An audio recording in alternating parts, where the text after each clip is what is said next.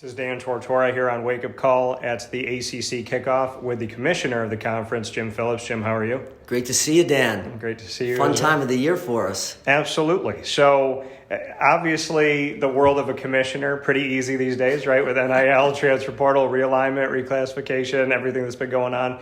How have you kind of reflected on these last couple of years at the ACC leading this conference? I'm really proud of what we've done together at the ACC. It's been almost, this winter will be 3 years.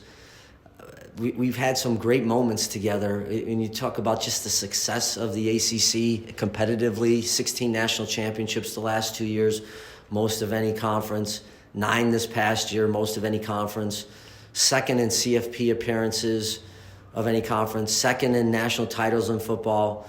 I think over the last 15, 20 years, nobody's won more men's basketball championships.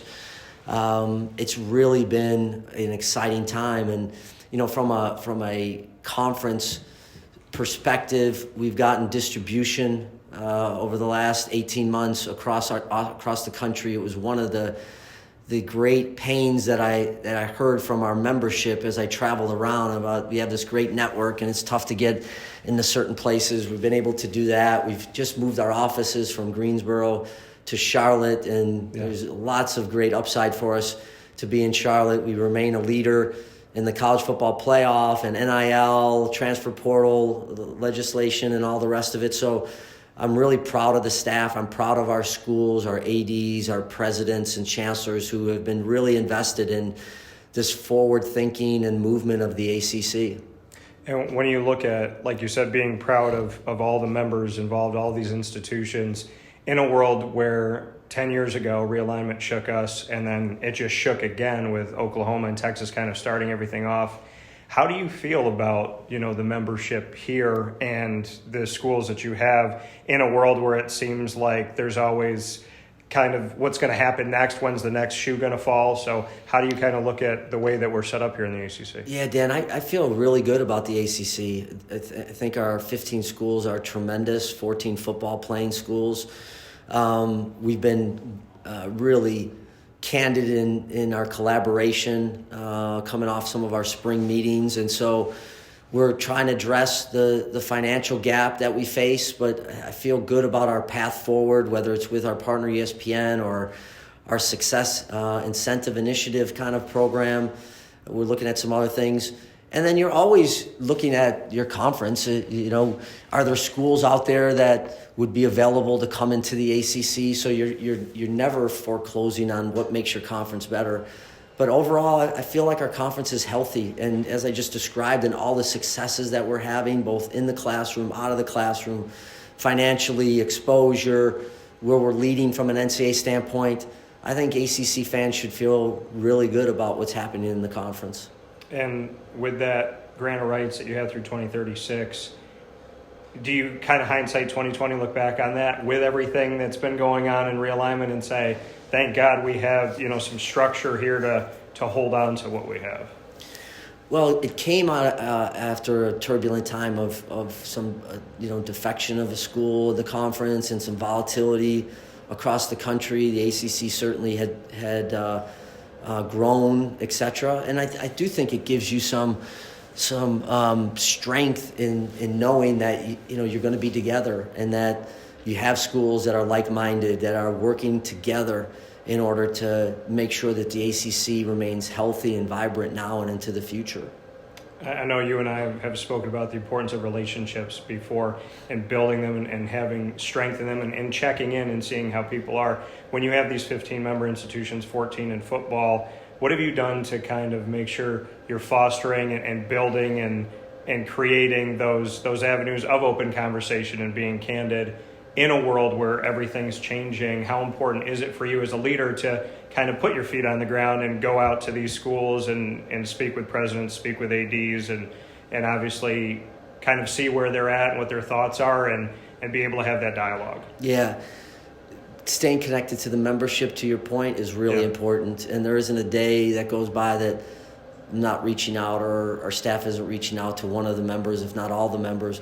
we're in a really good rhythm at the CEO level of the cadence of meetings that we're having via WebEx. Same thing with our presidents, ADs, and so I texted them all this morning when some of the bills started coming out from NIL in Washington, D.C. So I wanted them to make sure that they were aware of what was happening there, and that we seem like we have some traction and making some progress in a space that we're trying to sort out. So the cadence is really, it's very often, because there are so many things going on in the infrastructure that you want to make sure everybody's educated. So when we get together, we have really good, formative, healthy discussions. Do you ever worry about losing any membership? I mean, do you feel like the worst action is inaction right now with seeing the Big 12, Pac-12, the SEC, the Big 10? Everybody's either kind of being poached from or poaching. So with the ACC kind of staying pat right now, do you worry at all about that?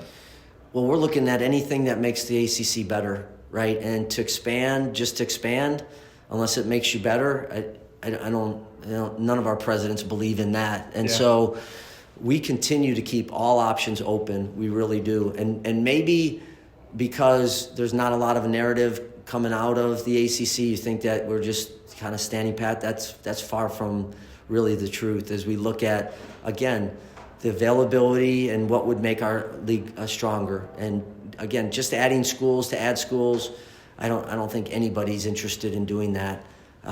We feel good about where we're at, but we're always looking around to see what potentially could make us better. Like you said, 3 years and reflecting on that, did you think that taking over this job would ever challenge you as much as it's challenged a commissioner in today's collegiate climate? Yeah, I don't know if anyone could be completely ready for it until you get into it. But I've loved every second of it. I have. This is a wonderful conference that stands for the right kinds of things with a tremendous academic acumen, kids that graduate at a high level, that earn wonderful degrees from world-class institutions, and also a conference that competes at the highest level in every sport. There isn't a sport where you don't see an ACC team or teams littered in the top 20 nationally. For you, I know you mentioned getting in touch with the membership about NIL and different bills and things that are coming out. Are we getting somewhere in putting some type of fence around this thing? I mean, how do we handle this? Yeah, I do. You got to have a national standard. You have to have agent registration to help young people. Standardized contract is the third area, where if you make $500,000 and I make $500, we should be signing something similarly. There should be some open registry, open records to be able to see. It just keeps everybody in check a little bit, because people will be checking on each other. Yeah. So there's some self-policing that should happen. And then literacy for our student athletes remains key on our campuses. And I'm really thankful for how much work that our campus administrators have done, led by our athletic directors and senior women's administrators. How do we, when you look at the portal and you look at NIL, they weren't supposed to work together toward becoming free agency and different things. I've spoken with coaches, I've spoken with athletic directors that say, hey, we have student athletes that come show a text message from a coach saying, hey, if you want to jump in the portal, we'll give you X amount of dollars. How do we get a handle on how these two are being misused together? That's called an inducement, and that's against NCAA regulations when you offer somebody something to go to their school, right? And so there's a fine line between NIL and inducements. Yeah. So this national legislation that we're hoping to get would put us on track to be able to differentiate between the two. I think we've unfortunately, not to their wishes, we've hurt the enforcement staff at the NCAA because of just so many different state laws that I think it's difficult for them to enforce what name, image, and likeness is.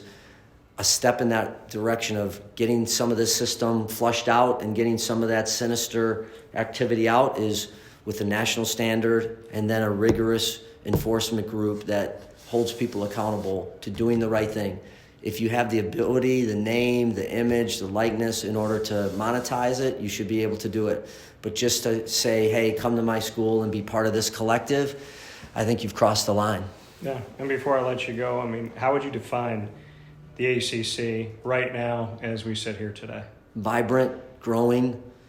Those are probably the two words I would use more than any.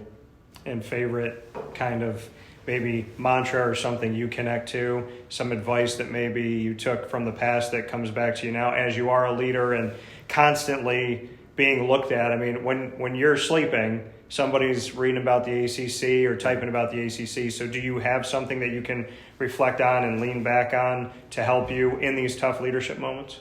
This is a place that you can have it all. Yeah. You can have it all. You don't have to sacrifice for our student athletes, sacrifice academics to play sports at the highest level. You can have it all. And then, we didn't get a chance to talk about just all of the great things that we're doing on our campuses as it relates to social justice causes and community service. We just finished a unity tour in DC. Yeah. And last year we went to Selma and Montgomery. So this is all part of this educational structure and system that the ACC fits in. And yes, we are absolutely focused on competitive success and generating revenue and exposure and branding and all of those kinds of things. But when you peel it back, This is about supporting young people across the board at a really critical time in their lives. You having fun? Awesome. Fantastic. Are you kidding me? Thank you. Good to see you. Yeah, appreciate you.